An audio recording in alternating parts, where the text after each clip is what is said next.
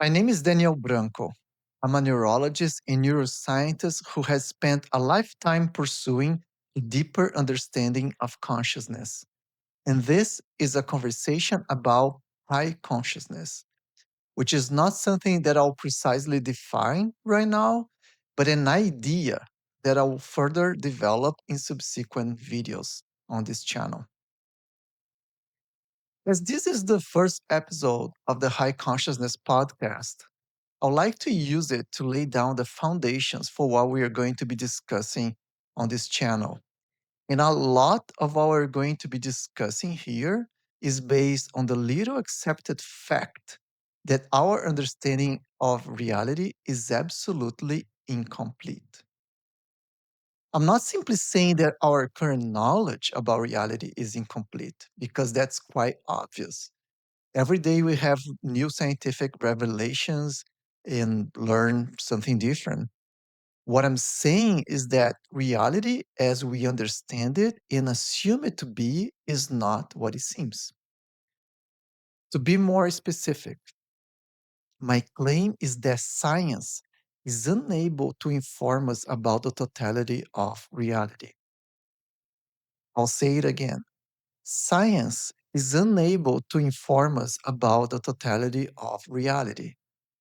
And that's actually a fact, not a theory. And in this video, I'm going to explain why. Now, you might be wondering, what is the relevance of this high consciousness concept? As I said before, I'll discuss the high consciousness concept in future videos. But the goal of this channel is to help leaders in our society, influencers, and decision makers to catch up with a broader understanding of reality, how reality works, and particularly of who they truly are. Humanity is moving to a place where anyone in leadership positions will need to have a deeper understanding of those concepts and ideas. Because the leaders of the future, whether in companies, institutions, or governments, will need more than strategy and capital. They'll need a broader, deeper understanding of reality, of how life works, and above all, of who they truly are. After all, how can someone who doesn't know who they are possibly lead others? At a minimum, you ought to know yourself. Leadership begins with self awareness. Now, back to my claim. Science is unable to inform us about the totality of reality. I'm not thrashing science here. Science is great. I hold a PhD and used to be a practicing neuroscientist. To this day, I work with science backed companies. Science is behind our technological progress and should be properly appreciated and funded.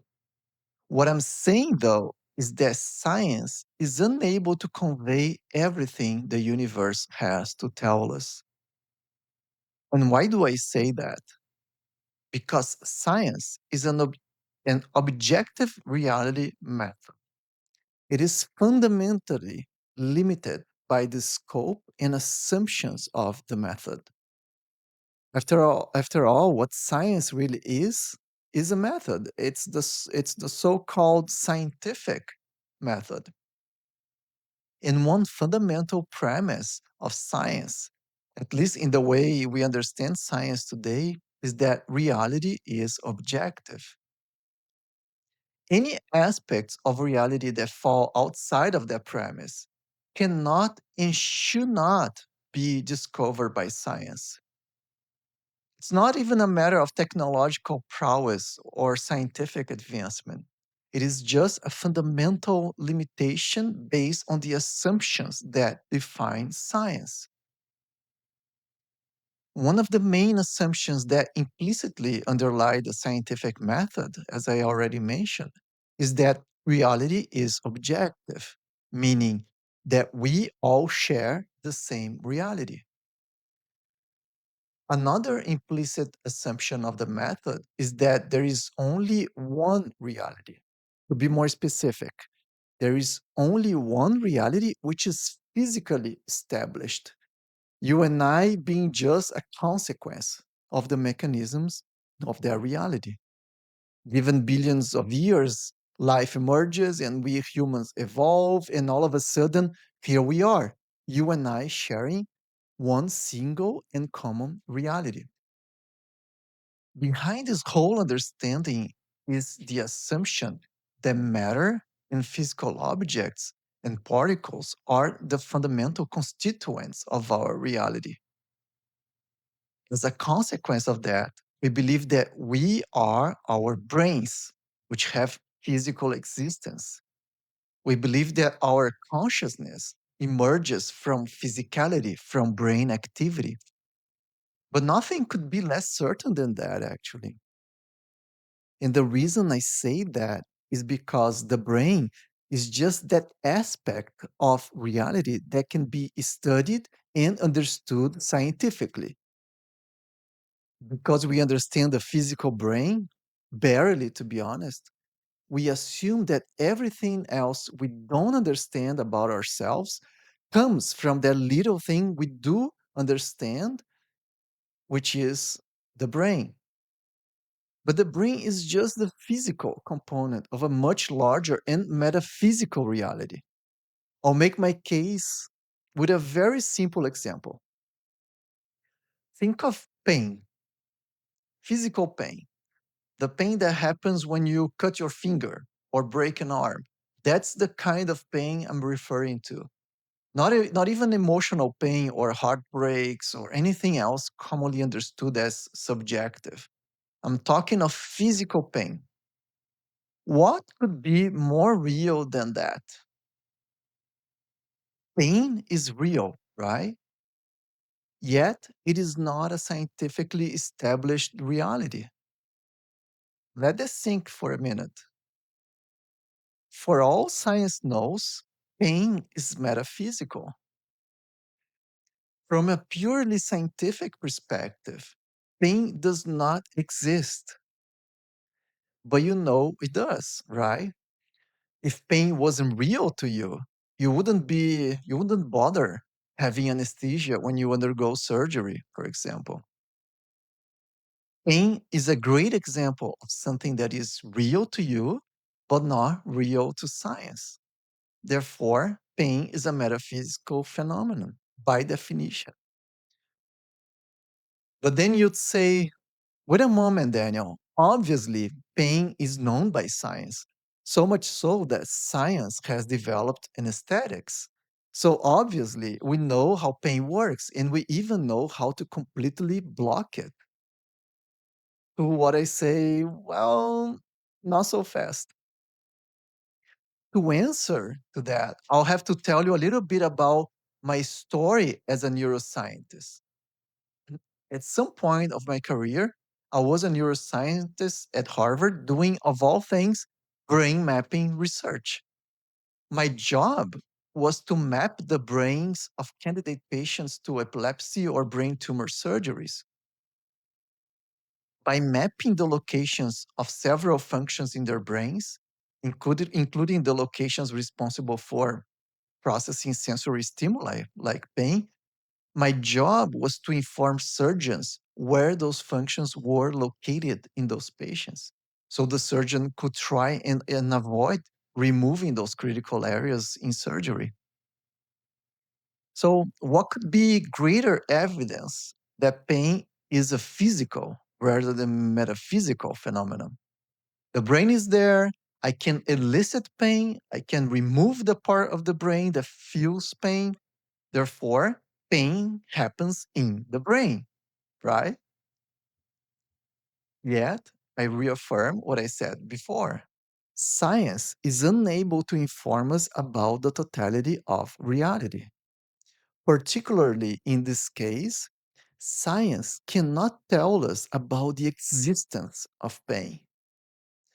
For all science knows, pain is a metaphysical phenomenon. Even if most scientists would say it's perfectly natural, it's a perfectly natural phenomenon. And I agree, it is natural. Pain is natural. but it can't be discovered by science. Therefore, it is natural and also metaphysical. For science, pain does not exist. Left to its own devices, that is, to its own scientific instruments, science will never find out about the existence of pain. It will have no clue about it, it will have no idea. How come? You might ask. Well, if you think about it, you'll realize that it is not science who knows about pain, it is scientists. Science doesn't have the means to directly find metaphysical phenomena. Science can only discover objective phenomena. After all, that reality is objective is one of the fundamental premises of science. Subjective realities like pain, even physical pain, can only be discovered by conscious beings. And again, pain is very much real. Otherwise, we wouldn't need anesthesia. Nevertheless, it is the type of reality that science alone is incapable of discovering. For that, it takes conscious being, one that is capable of having conscious experiences. In other words, it takes the ability of experiencing reality directly, because instruments alone can't reveal its existence. Instruments alone cannot reveal the existence of pain.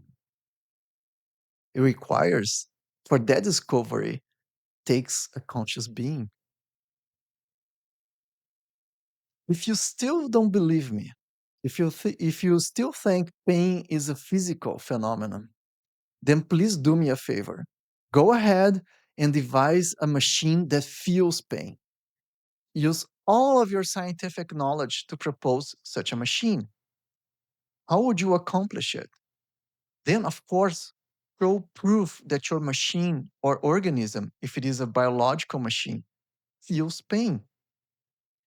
How would you expect to find and demonstrate that proof? I'd love to hear your ideas in the comments. And if you think you can do it, please let me know. Most likely, though, what you're going to come up with are the correlates of pain, not the discovery of pain itself. And finding those correlates is exactly what I used to do as a neuroscientist doing brain mapping research. I would study the correlates in the brain of several physical phenomena, like body movements and muscle activity, and also metaphysical phenomena, like sensorial experiences, including pain. Because metaphysical phenomena require conscious instrument. Let's assume for a moment I'm a robot scientist, not a human scientist. Let's assume I have never felt pain and I have no idea of what pain is. Yet I have all the technology and scientific prowess at my disposal. As that scientist, that robot scientist, I'll be able to precisely describe the mechanisms that make someone move the body or retrieve an arm when they receive a harmful stimulus. For example, touching boiling water. I could even, as a robot scientist, I could even exactly describe and predict that the person would refer to be feeling something they've named pain. Yet, nowhere in my scientific instruments there will be pain to be found. I wouldn't even know what feeling means.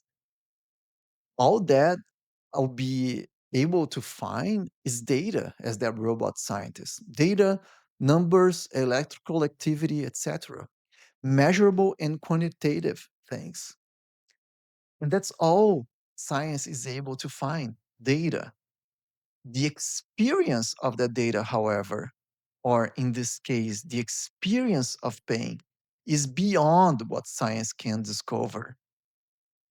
Again, science is unable to inform us about the totality of reality. We only know pain exists And pain is very much part of reality, not because science has told us about it, but because we have lived it and experienced it directly. It is us who tell science that pain exists, not the other way around.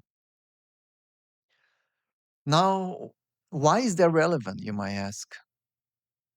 Well, that is mind blowingly relevant for many reasons. One, because if it is impossible for science to discover the reality of pain, then what other realities might be hidden from us beyond the limitations of the scope of science? It is relevant because if you assume objective reality to be the only one that exists, you would end up having surgery without anesthesia. And I can guarantee you that's not a good idea. It is relevant because if you ignore subjective aspects of reality, you take the risk of spending a lifetime pursuing to achieve objective reality goals that not necessarily will make you feel accomplished or happy. After all, happiness also doesn't exist to science. Happiness only exists to conscious beings. You probably have already heard about studies of happiness, on happiness.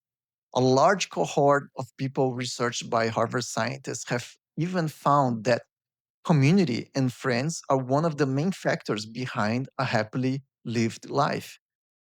Is that science? In a sense, yeah, that study is science. It's a scientific study, but it's more like an indirect kind of science. Because in that case, science is not measuring happiness. That's not happiness measurement happening there, directly measurement of something called happiness. That's impossible for science. What researchers are doing here is they're asking people who are conscious beings and therefore conscious instruments. They're asking for a window into the knowledge about reality, the reality of happiness in that case, that direct science has no hope accessing. And that's a very important realization. Not everything we call science is the same thing. Science, in its essence, is all about measuring things directly and assuming those measured things belong to fundamental reality.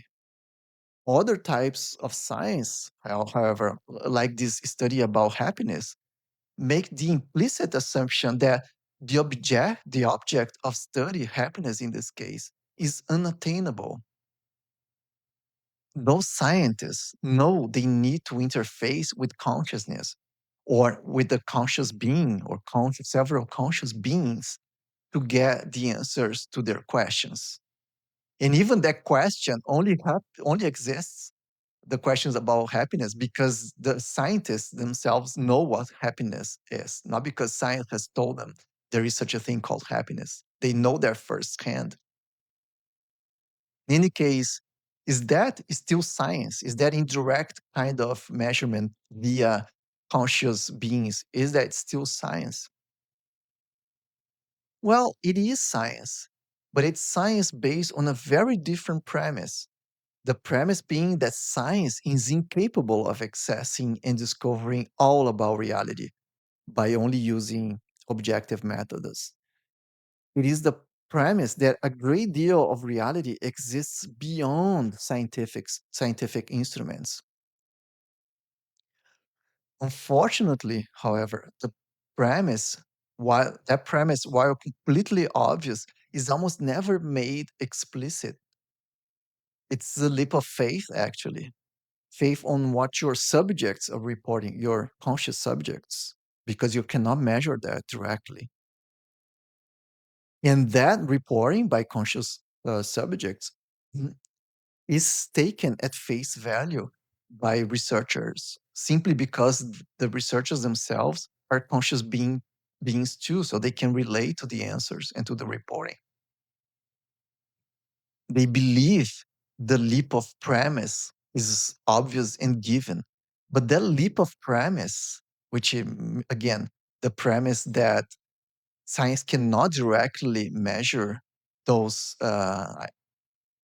realities, like the reality of happiness, is actually a leap of faith, because you can't prove the reality of happiness to exist, not scientifically.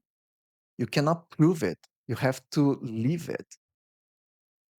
And because it's a leap of faith, it is usually kept as an assumption under wraps, and nobody talks really about it. They assume that science of happiness is science just like any other, just like the science of pain. But no, that's not the case.